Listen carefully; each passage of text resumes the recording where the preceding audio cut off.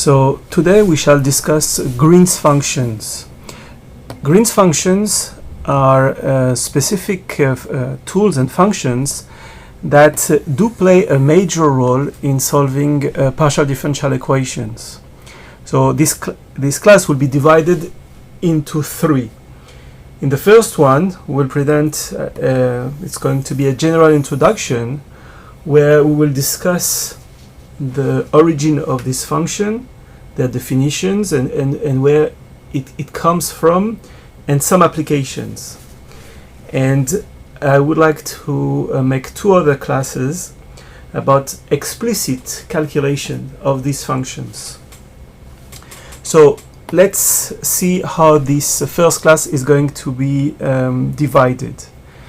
So the first part will be about the general theory about this function, how we define them, and what is the meaning of their physical meaning. Then I would like to present Green's identity, which is a specific identity based on the divergence theorem of Gauss, and then how to use this Green function in partial differential equation, and specifically how they are allowed to transform the Dirichlet problem into an integral problem. And here we will discuss how to compute specific examples. So let's start with the definition. Suppose we have in the domain omega, so this is a domain omega, and we have in this domain we fix a point capital P, and we are basically interested in solving the following partial differential equation. So minus Laplacian J equals delta Dirac at point P.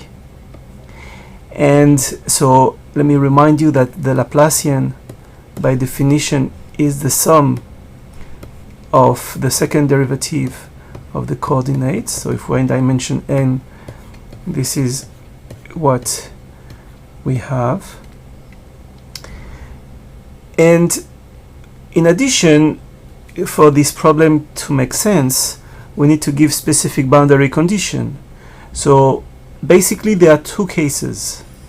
One is when we give Dirichlet boundary condition, that is the function at any point P on the boundary equals 0. So for any point P on the boundary of the domain d omega, which is here. So this class of problem leads to a quantity which is called the Green's function. This is the Green's function. Now another possibility is that instead of having j equals 0, we have the derivative with respect to the normal dj dn at point P. What is the meaning of dj dn? It means you calculate the gradient of the function j at point P, and you take the dot product with the normal at P. This is, for example, so let's call it P tilde, not to confuse with the first P we have chosen, and P tilde is a point here on the boundary, and this is the normal. This is the unit normal outside the domain at point P. And we impose that this, for example, is equal to a constant. And this class of function, which satisfy this specific condition, it calls the Neumann function. Neumann's function.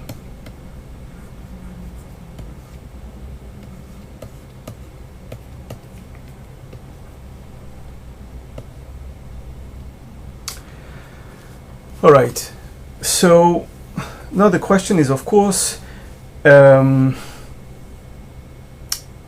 to calculate such a function, why they exist, and are they unique? So this is usually well known, and let me remind you first of all basic fact. So for the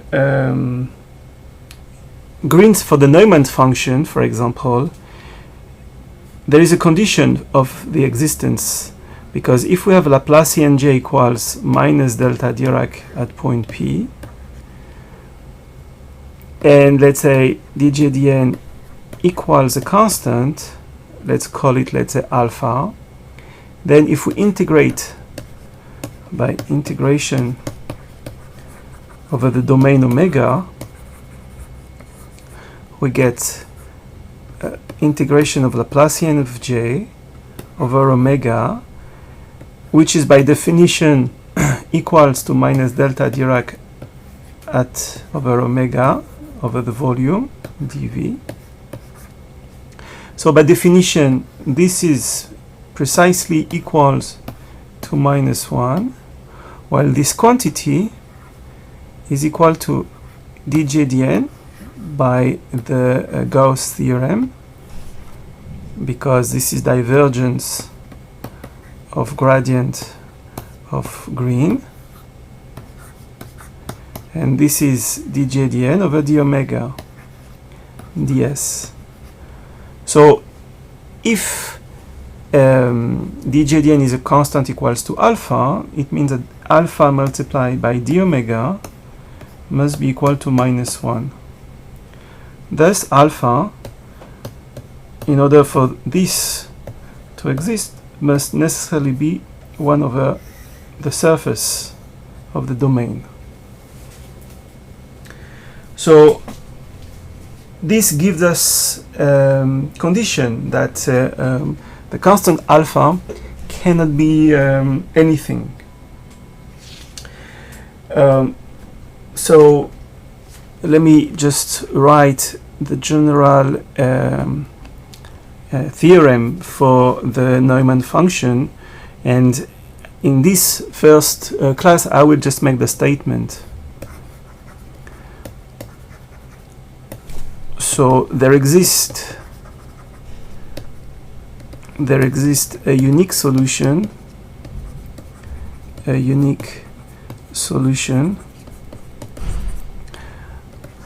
of the equation Laplacian u minus Laplacian j equals delta Dirac at point P, j equals 0 on the boundary. So, and the domain omega, let's say this is any domains of Rn, and I assume here that omega is bounded. And this is also true on manifolds, but we will not discuss this in here. So the uniqueness can be shown by just looking at the difference if there are two functions 1 and 2, and using what is called the maximum principle. And the existence can be shown by any kind of classical technique. This is for the uniqueness. And for the existence, this can be shown using variational principle or super and lower solutions. So I will not discuss much this. This is very well known in the literature. Some classical books can be looked at, such as Gilbert and Schrödinger, 1984 in Springer.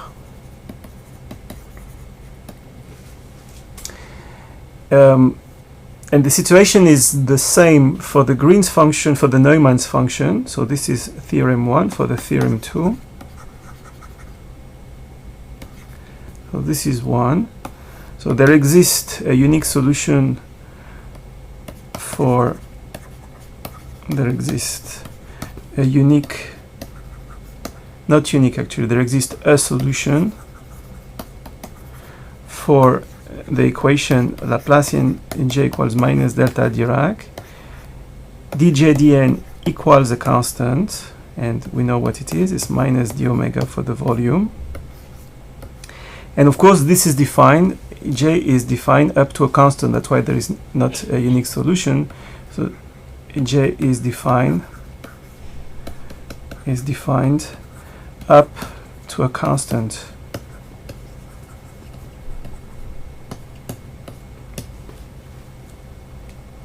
So first of all, we have to discuss why this function is important, why these two functions are important, and what happened when the point of any point come close to the point P where the singularity is located. So let me remind you the Green's function now. Green's function in Rn. So the best way to know this function is to have an explicit representation. So in Rn, the solution of this equals delta Dirac at point P. We can always assume that P is located at the origin. And let me give you this function, and then we will discuss what it means. Actually, the function can be found this way, assuming that by symmetry that the function j only depends on the distance r between 0 and any point P. Then by definition of the Laplacian in polar coordinates, j's solution of j second prime plus n minus 1 divided by r g primes equals 0 in Rn minus 0. And this is not difficult to integrate, because the first integration gives us g prime divided by g second, which is minus n1 divided by r. So first integration leads to log of g prime equals minus of log of Rn minus 1 plus a constant, which is g prime equals r divided by n minus 1 with a constant. And a second integration gives us to g of r equals a constant divided by Rn minus 2 plus another constant. So let's call it constant 1 and constant 2. And of course, if we are specifically in dimension 2, instead of having this, we have log, constant 1, log of r plus constant 2. So now the question is how to calculate these constants. So how to compute the constants. So let me, before this, make some remarks. First of all, we see that as r goes to 0, that is when a point P is converging towards 0, because of the singularity here, the function blows up to infinity, and the same can be found here. And so this is a solution in Rn minus 0 in the sense that as r goes to 0, the function goes to infinity. And so how do we calculate the constants that we have here? So first of all, in Rn we have to be a bit more specific about what's the behavior we want for the Green's function at infinity, because defined this way, the function is not necessarily unique. So if we assume that now at infinity the Green's function, let's say, tends to 0 when r goes to infinity, then the second constant has to go to 0. So now we are left with one constant, which is, so the Green's function equals constant 1 divided by Rn minus 2.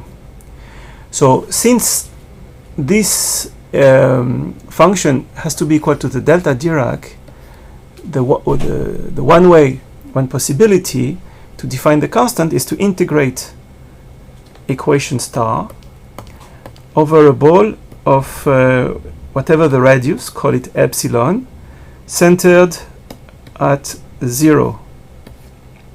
And we know that the Green's function equals, by definition, dj dn over the ball of the radius of the ball of size epsilon ds, and by definition this is equal to -1. So now we know that dj dn, because of radial symmetry, this is just a derivative with respect to the radial distance r. So dj dn is precisely equals to dj dr, which only depends on r actually, so which is constant 1 n minus 2 with a minus sign divided by r n minus 1. So now again, let's replace this into this integral. So we obtain specifically minus constant 1 n minus 2. So now the radius is fixed to epsilon, so this is the integration of actually a constant which is epsilon to the power n minus 1, and the ball, the n minus the surface of the n minus 1 dimensional ball is exactly epsilon minus 1 omega n minus 1. This is the surface of the unit ball. That has to be equal to -1. So epsilon and epsilon goes away, and finally the constant we are interested in is exactly 1 divided by n minus 2 omega n minus 1. Okay, so this show that we can calculate the constant in dimension 2. This can be made as an exercise that the constant 1 is 1 divided by 2 pi. Alright, so this gives us precisely that, so if you are in dimension n, which is bigger than 3, the Green's function between 2 points p and q, let me write it in a general form, is exactly equal to the constant we found, n minus 2 omega n minus 1, 1 divided by the Euclidean distance p minus q to the power n minus 2. So this is a very important function that plays a fundamental role in analysis and probability. So now I would like to give you some example where we have a boundary. So there are two examples of interest which we are going to discuss now. Those two examples are the Green's function on the half plane, and the other one is the Green's function on inside a disk, let's say of radius r equals 1.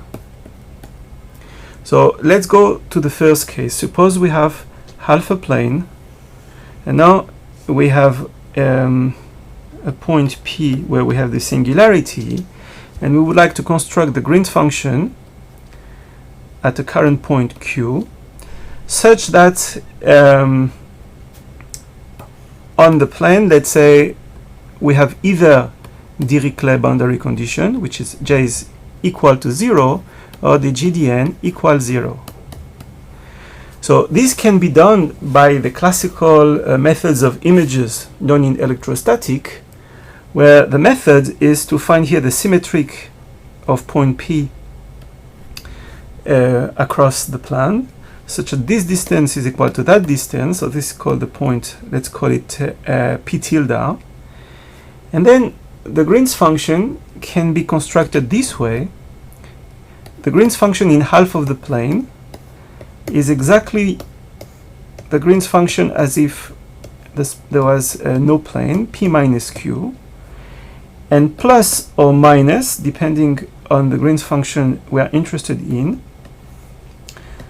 the same quantity, 4 pi, of the point q minus p tilde. So let's call it plus and minus. So it is clear that, so the half space, let's call it omega plus. So in omega plus, for any point in omega plus, we will have the Green's function equals to delta Dirac at point P for plus and minus. It is clear that for the minus case, for any point P that belongs to the plane, this is equal to 0. So why is that? Because if we take any point Q in here, by definition this distance equal to that distance. So in the two quantities here are equals. And I will leave as an exercise to show that dg plus dn for any point p on d omega, this is 0. So this is an example of an explicit expression for the Green's function for half the plane. Now, what happened on a disk? On a disk of radius 1. So before to go to the conclusion, let's discuss this. So we have the disk of radius 1, and we would like to construct the Green's function. So we are supposing, I suppose now that we are solving the question for a point for Green's function inside the disk. When it is outside the disk, the situation is different. So we have a point Q inside the disk of radius r, and we would like to solve the Green's function. This equals to 0, delta Dirac at point Q, and j equals 0 on the surface of the disk. So so if we're in dimension 2,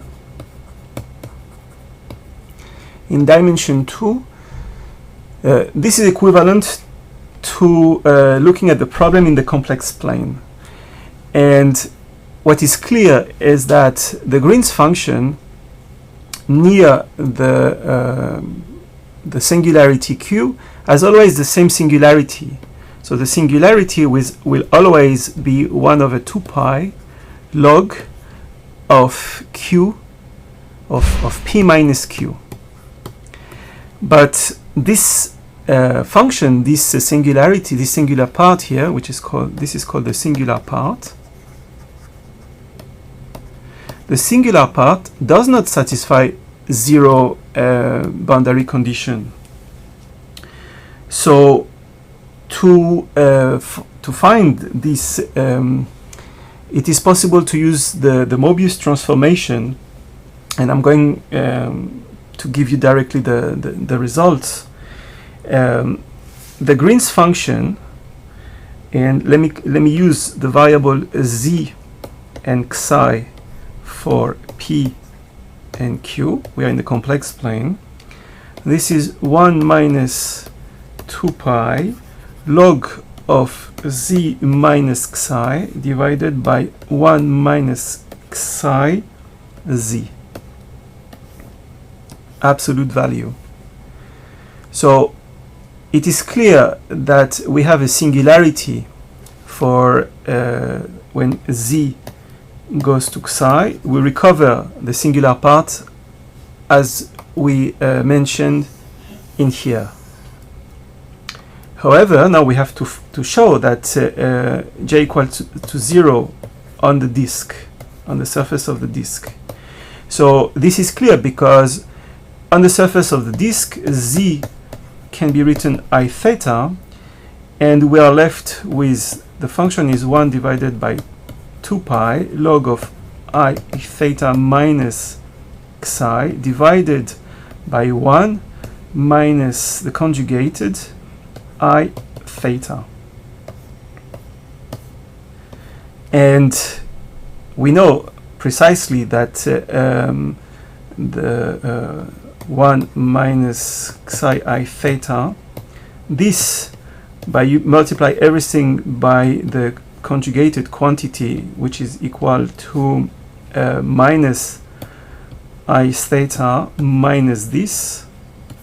Now, by using the fact that this is the same, the absolute value of the conjugate quantity is the same as the original complex number, we find that this is exactly what we have in the numerator.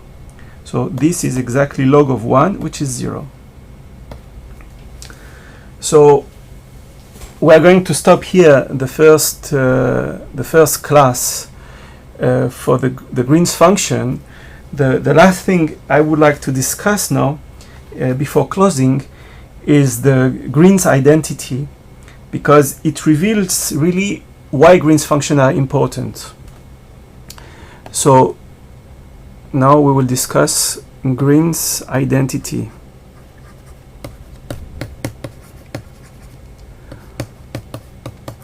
So what is the Green's identity? It says that if we have two functions, f and j,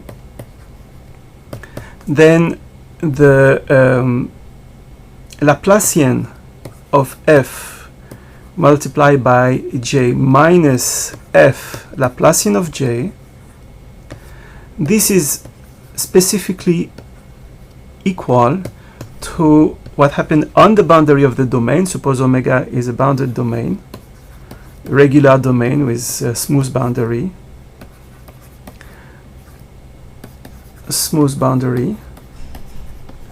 Then in that case, this is j df dn minus f dg dn. And how this can be proved? So integrated over the surface. And this can be proved using the Gauss relation for the divergence. So what the Gauss relation is telling us is that the divergence, if we have the divergence of a vector field x over omega, then this is x dot n integrated over the surface.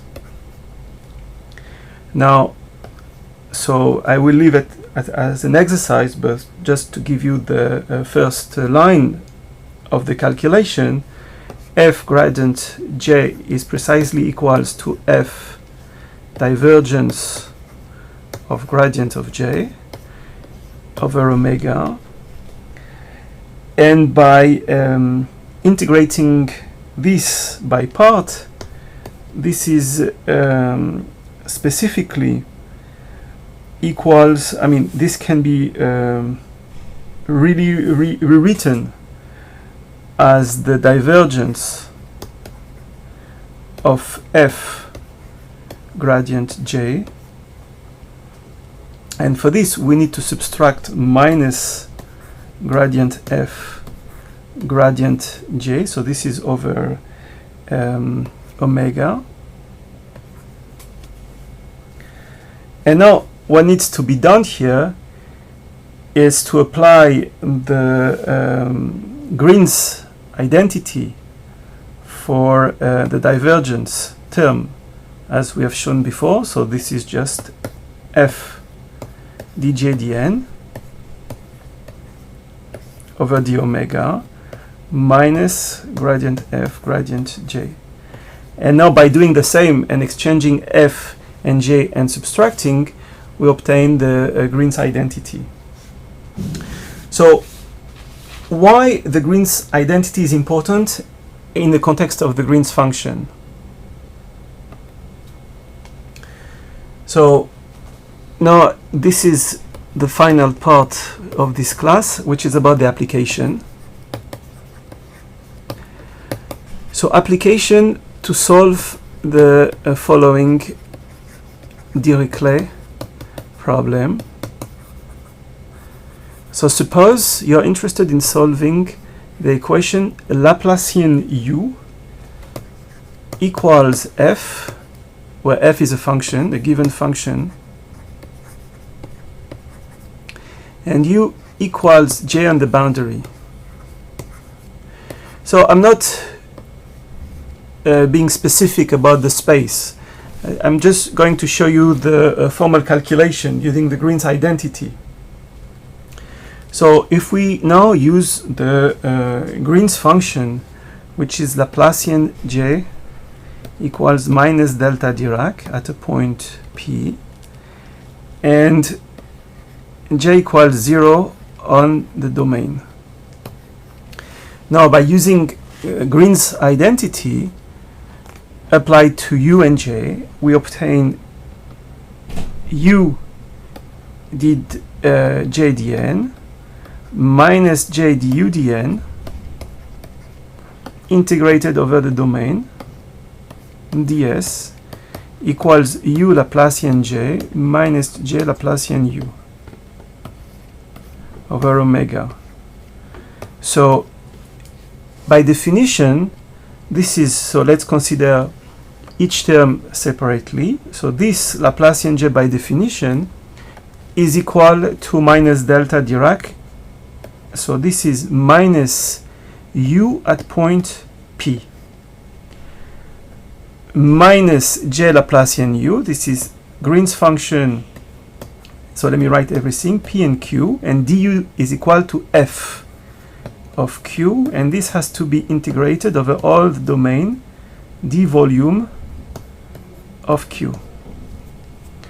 And now what is the integrated term equals to?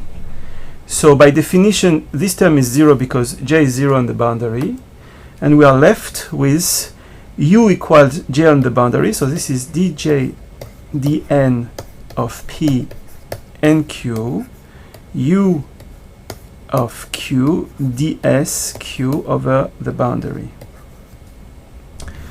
So I think this is the most important identity that explain how we go from a local equation, which is a partial differential equation, which is here local, to an integral equation,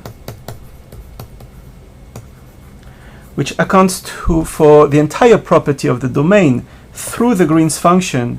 That is, suppose we know f, suppose we know here this is have to say that u of Q here is equal to j. Suppose we know j, and we know the Green's function, and we know its derivative, then in principle we can calculate u of P at any point inside. So this is usually very tricky to get specific information about the Green's function. However, this integral formula is very useful, and it has many applications, as we will see in the class, for the narrow escape problem, where instead of having only a single a problem where we have Dirichlet all over the boundary, we can have mixed boundary condition. This will be explained later. So to conclude this first part about the Green's function, I would like to give only some references, and we'll have two other classes where I will give a specific expression for the Green's function in dimension 2 and 3, for the Neumann's function for different structure, especially the ball, the disk, the squares. So we will discuss that later. So to finish, I recommend the classical book of Garabedian to discuss how Green's function are constructed in dimension 2 for more complicated domain than just the circle. I recommend also some more detailed analysis about the Green's function in the context of applications. So this is in the book of Zeivschuss, Brownian Dynamics at Boundary and Interfaces. And finally, some refinement about the expansion of the Green's function near the boundary. For the Neumann's function, we haven't discussed this today, but it has the singularity is different than when the point is in the interior of the domain, and this is discussed more specifically in that publication. So I'll stop now.